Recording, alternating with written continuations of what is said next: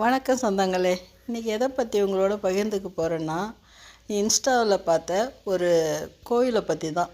ராஜ குபேரர் ஸ்தலம். அது எங்கே இருக்குதுன்னா, நீங்களும் பார்த்துருப்பீங்க, பார்க்காதவங்களும் சொல்கிறேன்.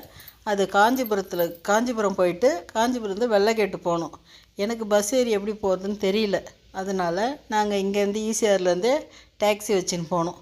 டாக்ஸி என் கணவரை கூப்பிட்டா நான் வரல, நீங்கள் போயிட்டு வாங்கன்னு சொல்லிட்டாரு. அதுக்கப்புறமா என் பையனை போய் கூப்பிட்டேன். என் பையன் எங்கேயுமே கோயில் குளத்துக்கு வரவே மாட்டான். கூப்பிட்டவுடனே சரி போகலாம் அப்படின்னு சொல்லிட்டான். ரொம்ப சந்தோஷமாயிடுச்சு. ஐயோ நம்ம பையன் கூப்பிட்டவுடனே வந்துட்டானேன்னு சொல்லிட்டு. என்றைக்கு போகலான்னு கேட்டான். திங்கக்கிழமை போகலான்னு சொன்னேன். சரின்னு சொல்லிட்டு நானும் என் பையன், என் சின்ன பொண்ணு ஸ்கூலுக்கு போயிருந்தது, அதனால் அவர் இங்கே இருந்தார். அவர் பார்த்துக்கிட்டாரு பாப்பாவை. சரின்னு சொல்லிட்டு நாங்கள் இங்கேருந்து 12 மணிக்கு கிளம்பணும். 12 மணிக்கு கிளம்பணும்னா கோயிலாண்ட போய் 2 மணிக்கு விட்டாங்க. அங்கேருந்து இறங்கி கோயிலை பார்த்தோம்னே ரொம்ப ரம்மியமாக இருந்தது. பார்க்கறதுக்கு ரொம்ப அழகாக இருந்தது. சரின்னு சொல்லிட்டு உள்ளே போனோம். உள்ளே போய் நாங்கள் முதல்ல எடுத்தோன்னே கோயிலுக்கு போயிட்டோம். நாங்கள் அது எப்பயுமே நேராக படியேறி போகிறோமா, அந்த மாதிரிலாம் அந்த கோயிலில் போகக்கூடாது. ஒரு கேட்டு மாதிரி போட்டு அதில் சைடில் இப்படி தான் விடுறாங்க. அந்த படியேறது ஐயப்பன் பக்தர்கள் இருமுடியோடு வந்தால் மட்டும்தான் அந்த படியேற விடுவாங்களாம். அதனால் நமக்கெல்லாம் அந்த வழி கிடையாது. அதனால் சைடில் போய் முதல்ல விநாயகரை பார்த்தோம். விநாயகரை பார்த்து அவர்கிட்ட ஒரு 3 தோப்புக்காரணம் போட்டு 3 கொட்டு கொட்டிக்கின்னு, எப்பா விநாயகா, என்னுடைய பிரார்த்தனைகளை நிறைவேற்றி வைன்னு சொல்லிவிட்டு ராஜகுபேரர்கிட்ட போனோம்.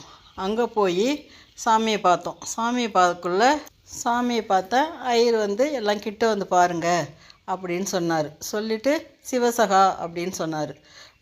சரி அப்படின்னா என்னங்கன்னு கேட்டால், இல்லை இந்த சாமி அப்படி தான் சிவசகான்னு சொல்லணும் அப்படின்னு சொன்னார். சரின்னு சொல்லிட்டு பார்த்துட்டு எல்லா கோயிலில் திரும்பி வர மாதிரியே நாங்கள் திரும்பி வந்தோமா.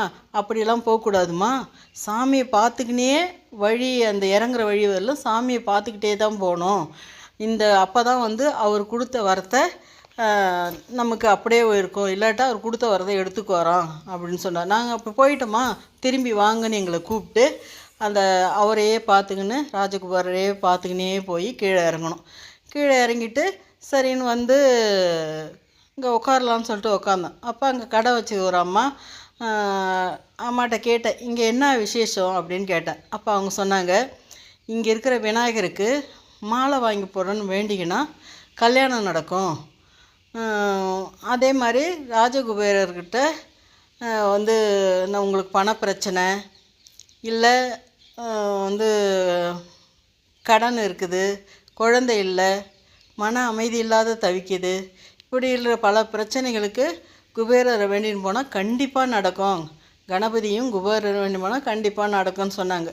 நான் சொன்னேன், நாங்கள் தான் கோயிலை விட்டு வந்துட்டோமே, மறுபடியும் எப்படி போதுனேன், அங்கே போத்தல, இங்கேருந்து பார்க்கல தான் தெரிகிறாரே கணபதியும் குபேரரும், நீங்கள் இங்கேருந்தே வேண்டிங்கன்னு சொன்னாங்க. சரின்னு என் பசங்களை இட்டு போய் என்ன வேண்டணுமோ அதை நான் கணபதிக்கிட்டேயும் குபேரர்கிட்டையும் வேண்டிக்கிட்டு அப்புறமா நாங்கள் அங்கே கணபதியும் குபேரர் மட்டும் இல்லை, 9 வகை சித்தர்கள் இருக்காங்க.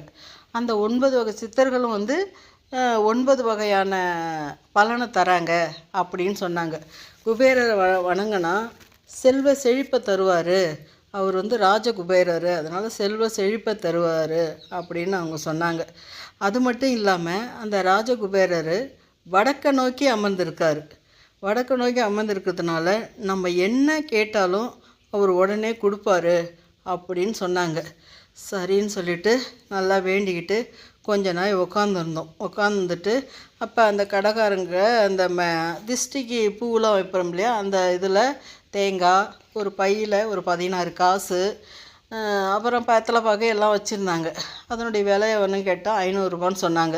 ஏன்னா நான் சாமி கும்பிட்டு வந்ததுனால அதை வாங்கலை. அதுக்கப்புறம் ஒரு சின்ன பிளாஸ்டிக் இதில் வச்சுருந்தாங்க.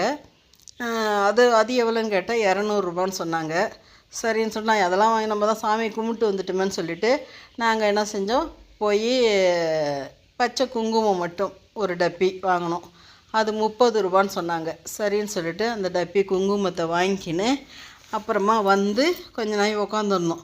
உட்காந்துருந்த சமயத்தில் ரொம்ப கோயிலை பார்க்கறதுக்கு ரொம்ப அழகாக இருந்தது. அன்றைக்கி மழை இல்லை. நாங்கள் போனது 25ஆந்தேதி போனோம். அன்றைக்கி மழையெல்லாம் இல்லை. வெள்ளிக்கிழமை ஏதோ 29ஆந்தேதி விசேஷம்னு சொன்னாங்க. போகலான்னு நினச்சோம். செம்ம மழை, காற்று, இடி. எங்கள் வீட்டிலேருந்து வெளியே வர முடியல. அவ்வளோ காற்று மழையும் அடிச்சுதா, அதனால் போக முடியல. உங்களுக்கும் வாய்ப்பு கிடைச்சிதுன்னா நீங்களும் போய் ராஜகுபேரரையும் 9 சித்தர்களையும் வினை தீர்க்கும் விநாயகரையும் எல்லாரையும் பார்த்துட்டு வாங்க. அதனால தான் உங்களுக்கும் இதை உங்களோட பகிர்ந்துக்கணும்னு எனக்கு தோணுச்சு, பகிர்ந்துக்கிட்டேன். நன்றி சொந்தங்களே.